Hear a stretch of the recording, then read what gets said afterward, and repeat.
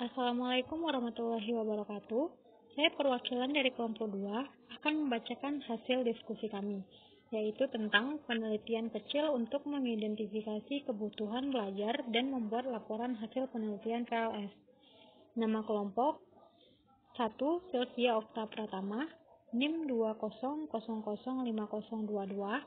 Yang kedua, Sylvia Bella Anissa dengan NIM 200005098. Yang ketiga, Cindy Junior Rizalo dengan NIM 200005098. Yang keempat, Tasya Rizky Ananda dengan NIM 200005103. Dosen Dr. Andas Wirdatul Aini MPD. Kebutuhan belajar. Kebutuhan adalah kesenjangan antara apa atau kondisi yang ada dan apa atau kondisi yang seharusnya ada. Kebutuhan belajar atau kebutuhan pendidikan adalah kesenjangan yang dapat diukur antara hasil belajar atau kemampuan yang ada sekarang dan hasil belajar atau kemampuan yang diinginkan atau dipersyaratkan. Menurut Profesor Juju Sujana, kebutuhan belajar dapat diartikan sebagai suatu jarak antara tingkat pengetahuan, keterampilan, dan atau sikap yang dimiliki pada suatu saat dengan tingkat pengetahuan, keterampilan, atau sikap yang diinginkan atau diperoleh seseorang, kelompok, lembaga, atau masyarakat yang hanya dapat dicapai melalui kegiatan belajar. Macam-macam kebutuhan. A. Kebutuhan normatif adalah kebutuhan yang ada setelah dibandingkan dengan norma tertentu. Kebutuhan normatif juga bisa dikatakan sebagai kebutuhan yang timbul apabila seseorang atau suatu kelompok berada dalam keadaan di bawah suatu ukuran yang telah ditetapkan. B. Kebutuhan kerasa atau dapat bila disebut sebagai keinginan. Kebutuhan jenis ini biasanya disampaikan seseorang kalau kepadanya kita tanyakan apa yang diperlukan atau diinginkan yang dirasakan pada saat itu. Kebutuhan kerasa dianggap sama dengan keinginan atau kehendak. Yang C. Explicit needs atau demand, yaitu kebutuhan yang ditempatkan oleh orang-orang yang membutuhkannya. Seperti orang membutuhkan bahan bakar dengan mengekspresikan mereka mengantri di tempat penjualan bahan bakar. D. Kebutuhan komparatif adalah kebutuhan yang muncul kalau kita membandingkan dua kondisi atau lebih yang berbeda. Yang E. Kebutuhan masa datang. Jenis ini merupakan proyeksi atau antisipasi kebutuhan yang akan terjadi di masa mendatang. Sebagai misal, apabila suatu badan perencana pembangunan kota merencanakan pembangunan jalan baru yang akan mulai dibangun 10 tahun yang akan datang, maka pada dasarnya badan tersebut merancang untuk memenuhi kebutuhan masa yang akan datang. Jenis penelitian. Penelitian murni merupakan penelitian yang dilakukan atau diarahkan sekedar untuk memahami masalah organisasi secara mendalam dan hasil penelitian tersebut untuk mengembangkan ilmu administrasi atau manajemen. Yang kedua, penelitian terapan. Penelitian terapan merupakan penelitian yang diarahkan untuk mendapatkan informasi yang dapat digunakan untuk memecahkan masalah. Yang ketiga, penelitian dasar. Pada umumnya, dilakukan pada laboratorium yang kondisi ketat dan terkontrol. Penelitian terapan dilakukan dengan tujuan menerapkan, menguji, dan mengevaluasi kemampuan suatu teori yang diterapkan dalam memecahkan. 8. Metode penelitian. Yang pertama, penelitian survei. Yang kedua, penelitian ex post facto, penelitian eksperimen, penelitian naturalistik, policy research, penelitian evaluasi, action research, penelitian sejarah. Teknik angket dan keterkaitannya dalam PLS. Angket atau kuesioner merupakan instrumen penelitian yang berupa daftar pertanyaan untuk memperoleh keterangan dari sejumlah responden. Angket atau kuesioner dapat disebut sebagai wawancara tertulis karena isi kuesioner merupakan satu rangkaian pertanyaan tertulis yang ditujukan kepada responden dan diisi sendiri oleh responden. Penggunaan kuesioner 1. Responden atau orang yang merespon atau menjawab pertanyaan saling berjauhan. 2. Melibatkan sejumlah orang yang di dalam proyek sistem dan berguna bila mengetahui beberapa proporsi suatu kelompok tertentu yang menyetujui atau tidak menyetujui suatu filter khusus dari sistem yang diajukan. 3. Melakukan studi yang mengetahui sesuatu yang ingin mencari seluruh pendapat sebelum proyek tersebut diberi petunjuk-petunjuk tertentu. 4.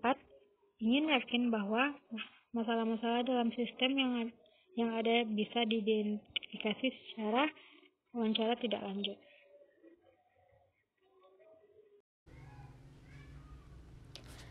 Selanjutnya adalah prinsip penulisan dan penyusunan angket. Yang pertama adalah isi dan tujuan pertanyaan. Yang kedua, bahasa yang digunakan. Yang ketiga, tipe dan bentuk pertanyaan. Yang keempat, pertanyaan tidak mendua. Yang kelima, tidak menanyakan yang sudah lupa. Yang keenam, pertanyaan tidak mengiring. Yang ketujuh, pertanyaannya panjang. Yang kedelapan, urutan pertanyaan. Yang kesembilan, prinsip pengukuran. Yang kesepuluh, penampilan fisik angket. Selanjutnya yaitu keuntungan angket terbuka dan tertutup.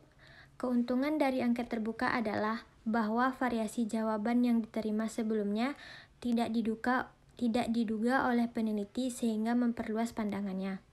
Sedangkan angket tertutup memiliki beberapa keuntungan, yaitu mudah diisi karena responden tidak perlu menulisnya sebuah pikirannya, tidak memerlukan waktu yang banyak untuk mengisinya, lebih besar harapan akan dikembalikan dan mudah diolah. Selanjutnya yaitu kelemahan angket terbuka dan tertutup.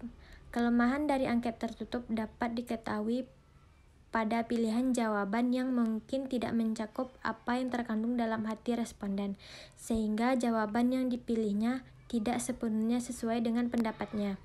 Kelemahan dari angket terbuka dapat diketahui pada kesulitan bagi responden untuk menjawabnya karena memerlukan kemampuan menanyakan buah pemikirannya secara tertulis. Selanjutnya adalah brainstorming dan keterkaitannya dalam pendidikan luar sekolah.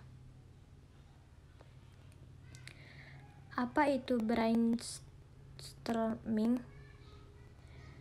Brainstorming adalah metode untuk memunculkan penyelesaian masalah yang kreatif dengan mendorong anggota kelompok untuk melemparkan ide sembari menahan kritik atau penilaiannya.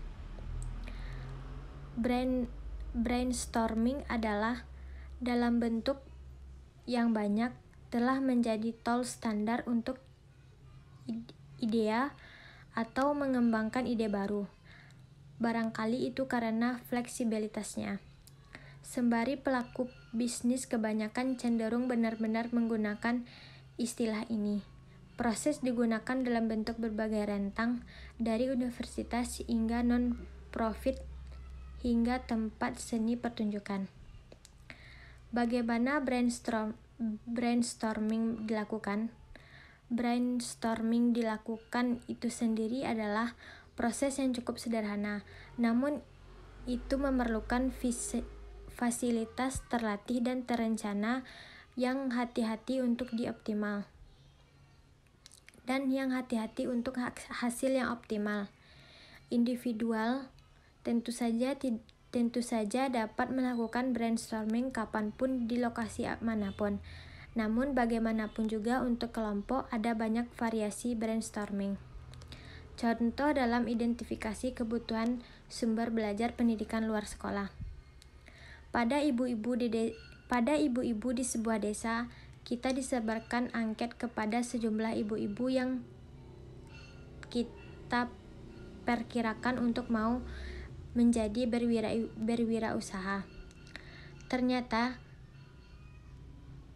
dijawab karena responden yang kita pilih ternyata banyak yang mau untuk bekerja dan menghasilkan uang.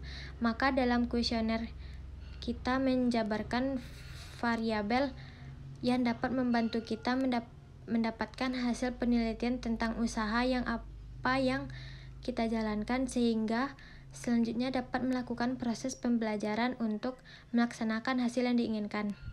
Nah, yang diperoleh diajukan dalam angket tersebut adalah tentang apa yang ingin diminta dan sumber apa yang tersedia di desa tersebut.